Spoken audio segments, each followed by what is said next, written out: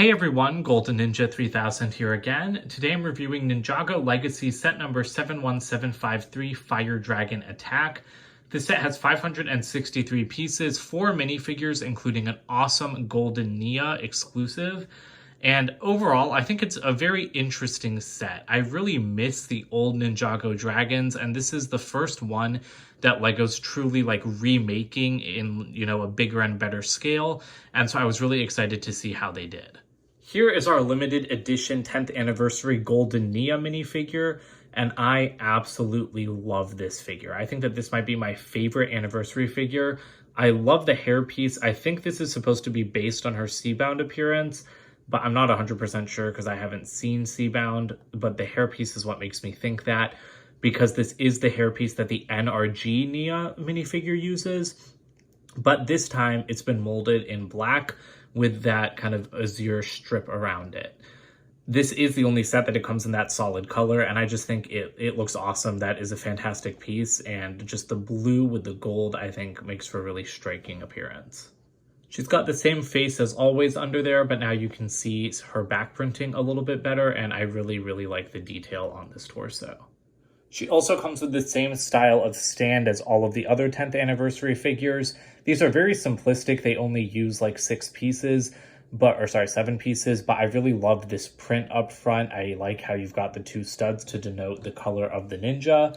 And then, these guys just look really nice on their stands. I know I didn't review the earlier Legacy sets, but I am planning on doing a wrap-up video with all of them, so stay tuned for that. This is just the standard Legacy version of Kai. This figure is good, but I mean, these guys are pretty one and done. You know what they look like by now. We've been seeing them for years. He's got his same alternate face, and I'm not even going to bother to show the back printing because these figures are just so common. Here's Zane. I do like his Legacy outfit quite a bit as well. I forgot to mention, but Kai and Zane both come with their golden weapons, which is a very nice throwback to the original sets. So Zane's got his shurikens over here. He's also got no alternate face. Whoops. No alternate face, just the same old angry face, which I really wish that LEGO would change. And we also get Whiplash in this set, who is a good figure, but I really wish that he came with another Skulkin Warrior as well, because I feel like this set's a little bit light on figures. There's not much to say about him either, because again, we've been seeing this figure since 2019. I really like this skull mold that they had created just for the Skulkin though. I think it works really well, even if it does rob them of a little bit of their individuality. Here's the Fire Dragon in the only kind of walking position that you can really get it in. I'm gonna get the elephant in the room out of the way first. This set cannot stand up at all. That is why it looks so awkward right now, because the second that you move these wings at all, this thing is just going to fall over. The wings are so obscenely heavy compared to the rest of the body that this thing is just going to collapse. So I'm going to do my best to hold this thing up because I really just want it in a standing pose to make it, easier to look at and everything. But there's nothing you can do to make this dragon stand up like this, because the legs are positioned so far back at the very end of the body, right where the tail connects. This thing just has a horrible weight distribution, and even though there are some hands on the wings, it just doesn't work out that well. Now, I want to get the negatives out of the way first, because honestly, I had very low expectations for this set. The only thing I was looking forward to was this new head mold. Or actually, it might not even be new. I actually think it's just a repeat of the Juniors piece, but recolored. And so that's pretty much the only reason I bought this set, because I really miss those old style of molded heads. However, there's a lot to love about this set. So but I mean, you can't ignore how bad the gravity on this thing is. It can't stand up at all. Your only options are to either have it leaning super far down towards the ground on all fours, or you can have it standing straight up like it's walking on 2 legs. I mean, that's actually a pretty nice look. I was not expecting the dragon to be able to do this, so I think it's really awesome that it can, since I don't think I've ever seen any other Ninjago dragon stand like this. However, it is still annoying that you can't just make this thing stand like a regular dragon would stand. All right, I'm sorry if my hands are in the way, but I'm just going to keep holding this guy in the center as I try to show you guys some of the finer detail. Let's move over to the legs first so I can talk about those. This build in general was more interesting than I expected, a lot faster than I expected for sure, which was kind of nice. But the legs are kind of odd, not just in their placement all the way at the back of the dragon's body, but also because there's no ankle articulation at all. You can only move these guys forward and back and then in and out, but the ankles can't move whatsoever. You can move the claws at the end as usual, and I actually really love these claws. I think that they're done very well. Again, just like the older dragons, except the older dragons had these on their hands, not on their feet.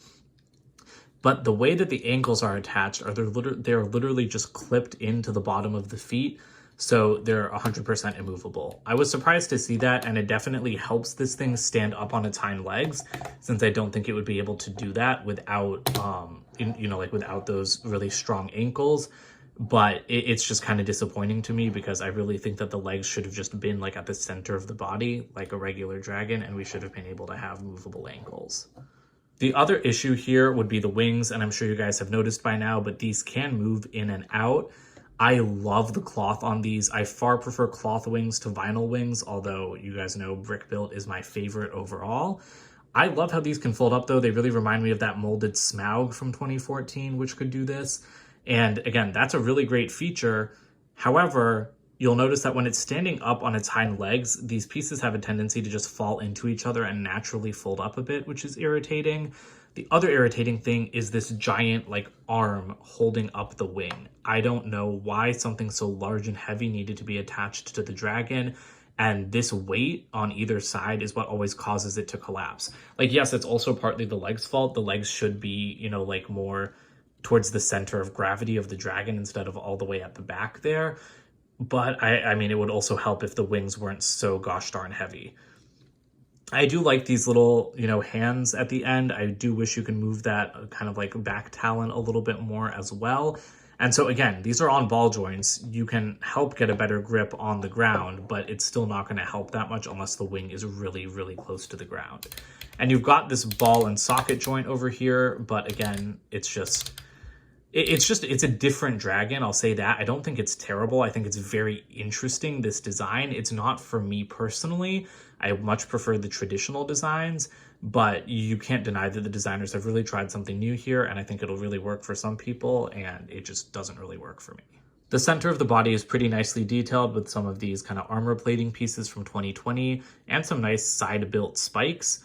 You've also got a little saddle for the rider right here, which can actually be unclipped fairly easily. That's a very nice feature, and you do have a flag on the side there. And again, I mean, you can put Kai right in the center there, but he doesn't have any reins or anything to hold on to. This can't move though. I don't love that. I wish that the neck could move back there. You do have a small section in the middle, behind the head, but that is a very small area. And so I would really prefer if this section moved as well. The head, like I said, I think it is the same mold as the 4+ set, which I have reviewed, but I don't know if I ever actually uploaded that review. So if I haven't, I guess it's time to do that now. But I quite like the printing on this head. I really like the dark red color as opposed to a regular red, and I really like the flame yellowish orange as well. It's just a great design. I really miss, when Ninjago had molded heads like this. And this is hard plastic as opposed to the older rubber, and you can't open it, and you've got a couple studs in there. But there's no kind of shooting function like the original dragons had. Okay, it turns out I made a little bit of a mistake. I wasn't pulling hard enough on this neck joint, but the neck does move at the base, which makes a lot more sense now. Sorry, it's been a few weeks since I built this set, but I do want to correct that mistake because I am very happy that it's got the articulation right there, and I do think it improves it a little bit. The tail is what you would expect from a Lego dragon, honestly. It's got a lot of different Mixels ball joints, so you can really swing it around in a couple different areas, and it works very well as a counterbalance when the dragon is standing up on its hind legs. Speaking of the hind legs pose, you've also got a ton of detail underneath the dragon, which is not typical at all, because because you can stand it up on its hind legs, so you will be seeing its underbelly more than usual. I love all of the shaping here with the cascading slopes. I really like, even these wedge pieces. They make it look like it has a really powerful chest, and then it gets super slim towards the bottom, which is a little bit strange. And I am going to demonstrate that instability one more time. So right now I've got the feet firmly planted on the ground. Let's bring the dragon down and then see how long it takes for it to collapse. Okay, sorry, I guess it's going already. As soon as you start moving the feet down, this thing is just a goner. So yeah, there's so much weight up here. Yeah, I don't like it. You guys can of course form your own opinions, but oh hey, that kind of worked. Okay, that's not a terrible look. I mean, it looks super, super hunched over, but that's kind of the look I was going for. I'd prefer if the wings were out with the body like this, but I mean, that does kind of work. Here are the extra pieces. Here's the box for this set. It's a fairly typical $50 box size, I think. I don't know, it seems a little bit small to me, but I love the art on it. It looks incredible, you know, like with those purple skies. Although strangely, it says featured in season 1 with an image of the snakes, even though this is, you know, kind of like a pilot episode set. Got that wonderful art of Golden Nia on the side. Let me try to not knock this over. And then on the back, you can see how hunched over it really is. So I guess I just didn't spend enough time examining the box on this thing. But yeah, you can see it in the show over here, and I do think it looks okay. I mean, it is an updated version of it. I think I still like the 2012 version a little bit better though. Or sorry, 2011. The instruction manual for this set is pretty big, and at the back we do, of course, have an ad for the other legacy sets of 2021, as well as the play features. I guess I said that out of order. The play features on the left, and then the other legacy sets on the right. So overall, I've kind of got mixed feelings on this set. On the one hand, I think it was a pretty interesting build, and it's a very different Lego Dragon. I know I already said that, but I feel like it really bears repeating. Ninjago has so many dragons, and in 2021, all 4 of them, the Water Dragon, Overlord Dragon, Jungle Dragon, and then this Fire Dragon, they have all done a fantastic job of differentiating themselves and being, you know, like really cool builds on their own. However, for me, this one is significantly worse than the others, just in terms of what it can do. I mean, it is so hard to pose this thing up because it just wants to collapse at any given moment. I think the weight is distributed terribly on this. Like, I mean, I've got the wings up here, and even like that joint that holds the wings is too weak to even keep them in like a held up position. As soon as you tap it lightly, it just falls down multiple ratchets. That's kind of unforgivable in my opinion. And then couple that with the weak legs. I mean, like the talons of this thing were standing up, so I was trying to put them down with one hand, and I almost toppled the whole thing over. So yeah, I'm just really frustrated with the articulation on it because I'm not a person that really plays with my Lego sets anymore. I've kind of grown out of that, but at the very least, I expect my dragon to be able to stand up so I can take a nice picture of it when I'm done with the set. And by stand up, I mean stand up normally, not stand up on its hind legs. Again, that's a really cool feature that was added that I haven't seen on a dragon before, so I like it. I can't knock it too much for that, but I'm just kind of questioning why it couldn't have been able to stand up like horizontally and also stand up vertically. So that kind of sums up my thoughts. I know it sounds like pretty negative, but there are parts of this set that I really, really adore. It was just really disappointing when I finished the build to find out that this thing can't even stand up. Don't forget to comment, like, and subscribe, and check out my website, goldenninja3000.com, and I'll see you guys in more videos soon. Bye for now.